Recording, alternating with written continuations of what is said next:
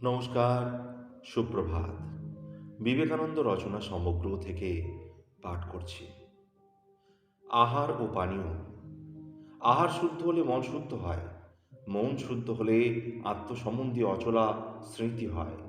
এই শাস্ত্রবাক্য আমাদের দেশে সকল সম্প্রদায়ই মেনেছেন। তবে শঙ্করাচার্যের মতে আহার শব্দের অর্থ ইন্দ্রিয়লব্ধ বিষয় জ্ঞান, আর রামানুচার্যের মতে ভোজ্যদ্রব্য। সর্ববাদী সম্মত সিদ্ধান্ত এই যে দুই অর্থেই ঠিক। বিশুদ্ধ আহার না হলে ইন্দ্রিয় সকল যথাযথ কার্য কি করেই বা করে? কদর্য আহারে ইন্দ্রিয় সকলের গ্রহণ শক্তির হ্রাস হয় বা বিপর্যয় হয়, এ কথা সকলেই প্রত্যক্ষ। অজীর্ণ দোষে এক জিনিসকে আর এক বলে ভ্রম হওয়া, আর আহারের অভাবে দৃষ্টি আদি শক্তির হ্রাস সকলেই জানে। এই প্রকার কোনো বিশেষ আহার বিশেষ শারীরিক বা মানসিক অবস্থা উপস্থিত করে, তাও ভূদর্শন সিদ্ধ। আমাদের সমাজে যে এত খাদ্যাখাদ্যের বাজবিচার, তার মূলেও এই তত্ত্ব। যদিও অনেক বিষয়ে আমরা বস্তু ভুলে খাবারটা নিয়ে টানা হাজরা করছি এখন। রামানুচার্য ভোজ্যদ্রব্য সম্বন্ধে তিনটি দোষ বাঁচাতে বলেছেন। জাতি দোষ, অর্থাৎ যে দোষ ভোজ্যদ্রব্যের জাতিগত, যেমন পেঁয়াজ রসুন ইত্যাদি উত্তেজক দ্রব্য খেলে মনে অস্থিরতা আসে, অর্থাৎ বুদ্ধিভ্রষ্ট হয়। আশ্রয় দোষ, যে দোষ ব্যক্তিবিশেষে স্পর্শ হতে আসে। দুষ্ট লোকের অন্ন খেলেই দুষ্ট বুদ্ধি, সতের অন্ন খেলে সৎ বুদ্ধি ইত্যাদি। নিমিত্ত দোষ, অর্থাৎ ময়লা কদর্য কীট কেশাদি দুষ্ট অন্ন খেলেও মন অপবৃত্ত হবে। এর মধ্যে জাতি দোষ এবং নিমিত্ত দোষ থেকে বাঁচাবার চেষ্টা সকলেই করতে পারে। আশ্রয় দোষ থেকে বাঁচা সকলের পক্ষে সম্ভব নয়। এই আশ্রয় দোষ থেকে বাঁচার জন্যই আমাদের দেশে ছুতমার্গ ছুঁয়ো না ছুঁয়ো না। তবে অনেক স্থলেই উল্টো সমঝালি রাম হয়ে যায়, অর্থাৎ মানে না বুঝে একটা কিম্ভূত কিমাকার কুসংস্কার হয়ে দাঁড়ায়। এ স্থলে লোকাচার ছেড়ে সদ্গুরু লোকগুরু মহাপুরুষদের আচারই গ্রহণীয়। শ্রী চৈতন্যদেব প্রভৃতি জগৎগুরুদের জীবনী পড়ে দেখো, তারা এ সম্বন্ধে কি ব্যবহার করে গেছেন। জাতি দুষ্ট অন্ন ভোজন সম্বন্ধে ভারতবর্ষের মতো শিক্ষার স্থল এখনো পৃথিবীতে কোথাও নাই। সমস্ত ভূমণ্ডলে আমাদের দেশের মতো পবিত্র দ্রব্য আহার করে এমন দেশ আর নাই। নিমিত্ত দোষ সম্বন্ধে বর্তমানকালে বড়ই ভয়ানক অবস্থা দাঁড়িয়েছে। ময়রার দোকান বাজারে খাওয়া এসব মহা অপবিত্র, দেখতেই পাচ্ছ।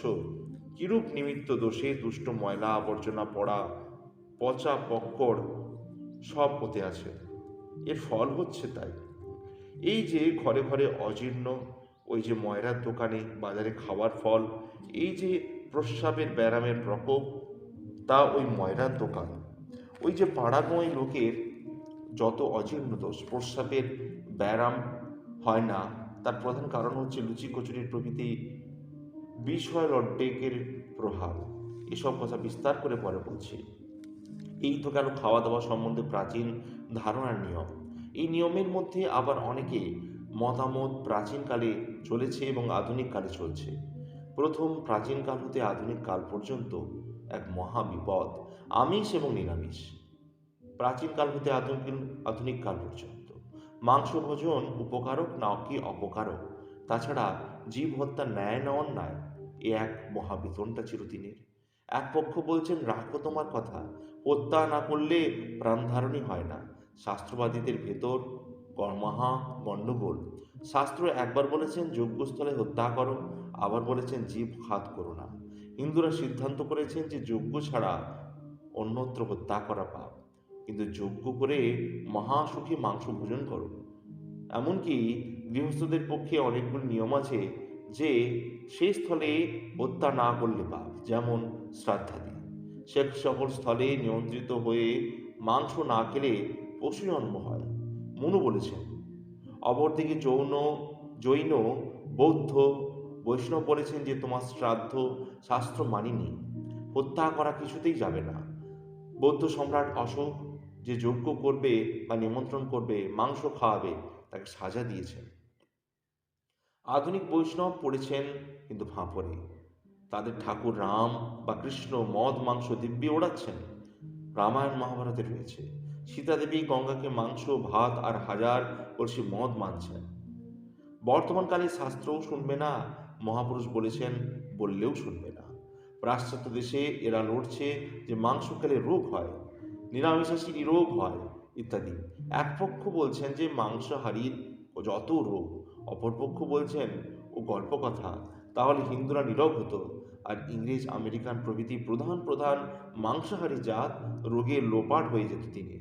এক পক্ষ বলছেন যে ছাগল খেলে ছাগলে বুদ্ধি হয়, গরু খেলে গরুর বুদ্ধি, শুয়োর খেলে শুয়োরের বুদ্ধি হয়, মাছ খেলে মেছো বুদ্ধি হবে। অপরপক্ষ বলছেন যে কপি খেলে কোপো বুদ্ধি, আলু খেলে আলুও বুদ্ধি, ভাত খেলে বেত বুদ্ধি, জড় বুদ্ধির চেয়ে চৈতন্য বুদ্ধি হওয়া ভালো। এক পক্ষ বলছেন ভাতে ডালে যা আছে মাংসেও তাই, অপরপক্ষ বলছেন হাওয়াতেও তাই, তবে তুমি হাওয়া খেয়ে থাকো। এক পক্ষ বলছেন যে নিরামিষ খেলেও লোকে কত পরিশ্রম করতে পারে, অপরপক্ষ বলছেন তাহলে নিরামিষাশী জাতি প্রধান হতো, চিরকাল মাংসাশী জাতি বলবান ও প্রধান। মাংসাশী বলছে হিন্দু চীনে দেখো, খেতে পায় না, ভাত খেয়ে শাক পাতা খেয়ে মরে, ওদের দুর্দশা দেখো। আর জাপানেরও এরকম ছিল, মাংসাহার আরম্ভ করে অবধি ওদের ভোল ফিরে গেছে। ভারতবর্ষে 1.5 লাখ হিন্দুস্থানি সেপাই, এদের মধ্যে কয়েকজন নিরামিষ খায় দেখ। উত্তম সেপাই গোর্খা বা শিখ কে কবে নিরামিষাশী দেখো। কত পক্ষ বলছেন যে মাংসাহারে বদহজম, আর এক পক্ষ বলছেন সব ভুল, নিরামিষাশীগুলোই যত পেটের রোগ। এক পক্ষ বলছেন তোমার কোষ্ঠবৃদ্ধি রোগ শাক পাতাটা খেয়ে জোলাবদ ভালো হয়ে যায়, তা বলে কি দুনিয়া শুদ্ধকে তাই করতে চাও?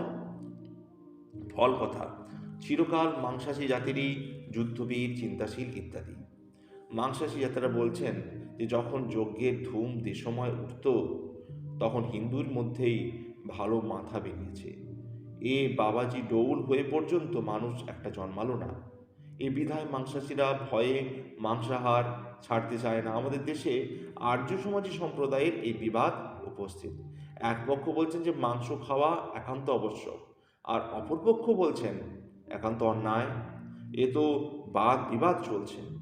সকল পক্ষ দেখে শুনে আমার তো বিশ্বাস দাঁড়াচ্ছে এই যে হিন্দুরাই ঠিক, অর্থাৎ ওই যে ব্যবস্থা, যে জন্ম কর্মভেদে আহারাদি সমস্তই পৃথক, এইটি সিদ্ধান্ত। মাংস খাওয়া অবশ্য অসভ্যতা, নিরামিষ ভোজন অবশ্যই পবিত্রতর। যার উদ্দেশ্যে কেবলমাত্র ধর্মজীবন, তার পক্ষে নিরামিষ। যা আর যাকে খেটে খুঁটে এই সংসারের দিবারাত্রি প্রতিদ্বন্দ্বিতার মধ্য দিয়ে জীবন তরে চালাতে হবে, তাকে মাংস খেতে হবে বই কি। যতদিন মনুষ্য সমাজে এই ভাব থাকবে বলবানের জয়, ততদিন মাংস খেতে হবে বা অন্য কোনো রকম মাংসের ন্যায় উপযোগী আহার আবিষ্কার করতে হবে, নইলে বলবানের পদতলে দুর্বল পেশা যাবে। রাম কি শ্যাম নিরামিষ খেয়ে ভালো আছেন বললে চলবে না। জাতি জাতির তুলনা করে দেখো। আবার নিরামিষাশীদের মধ্যেও রয়েছে কদর। এক পক্ষ বলেছেন যে ভাত আলু গম জব জনার প্রভৃতি শর্করা প্রধান খাদ্য কিছুই নয়, ওসব মানুষে মানিয়েছে। ওই সব খেয়েই যত রোগ। শর্করা উৎপাদক খাবার রোগের ঘর। ঘোড়া গরুকে পর্যন্ত ঘরে বসে চাল গম খাওয়ালে রোগী হয়ে যায়, আবার মাঠে ছেড়ে দিলে কচি ঘাস খেয়ে তাদের রোগ সেরে যায়। ঘাস শাক পাতা প্রভৃতি হরিত সবজিতে শর্করা উৎপাদক পদার্থ বড্ড কম। বড় মানুষ জাতি বাদাম ও ঘাস খায়, আলু গম ইত্যাদি খায় না। যদি খায় তো অপক্ষ অবস্থায়, অর্থাৎ স্টার্চ অধিক হয়নি। এই সমস্ত নানা প্রকার বিতণ্ডা চলছে। এক পক্ষ বলছেন শূন্য মাংস আর যথেষ্ট ফল এবং দুগ্ধ একমাত্র ভোজনই দীর্ঘ জীবনের উপযোগী। বিশেষ ফলাহারি অনেক দিন পর্যন্ত যুব থাকবে, কারণ ফলের খাট্টা হাড় গড়ে জং ধরতে দেয় না। এখন সর্ববাদিসম্মত মত হচ্ছে এই যে পুষ্টিকর অথচ শীঘ্র হজম হয় এমন খাওয়া খাওয়া। অল্প আয়তনে অনেকটা পুষ্টি অথচ শীঘ্র পাক হয় এমন খাওয়া চাই। যে খাওয়াতে পুষ্টি কম তা কাজের এক বস্তা খেতে হয়, অর্থাৎ কাজেই সারাদিন লাগে হজম করতে। যদি হজমই সমস্ত শক্তিটুকু খেলো, বাকি আর কি করবার শক্তি রইল? ভাজা জিনিসগুলো আসল বিষ, ময়দার দোকান জমের বাড়ি। ঘি তেল গরম দেশে যত অল্প খাওয়া যায় ততই ভালো। ঘিয়ের চেয়ে মাখন শীঘ্র হজম হয়, ময়দা কিছুই নাই, দেখতেই সাদা। গমের সমস্ত ভাগ যাতে আছে এমন আটাই সুখাদ্য। আমাদের বাংলাদেশের এমন একটা দূরপল্লী গ্রামে এই সকল আহারের বন্দোবস্ত রয়েছে, তাই প্রশস্ত। কোন প্রাচীন বাঙালি কবি লুচি কচুরির বর্ণনা করেছেন? ও লুচি কচুরি এসেছে পশ্চিম থেকে, সেখানেও কালে ভদ্রে লোকে খায়।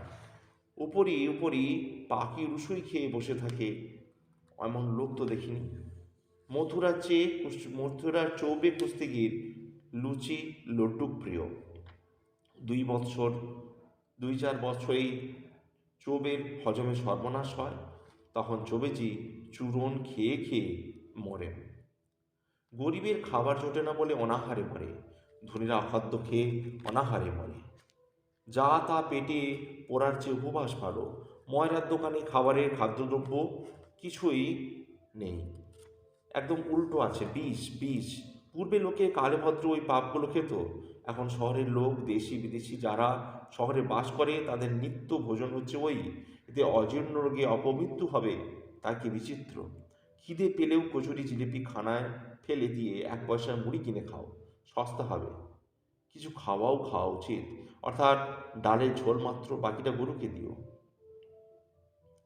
কিছু খাওয়াও হবে, ভাত ডাল আটা রুটি শাক দুধ যথেষ্ট খাদ্য, তবে ডাল দক্ষিণীদের মতো খাওয়া উচিত, অর্থাৎ ডালের ঝোল মাত্র, বাকিটা গরুকে দিও।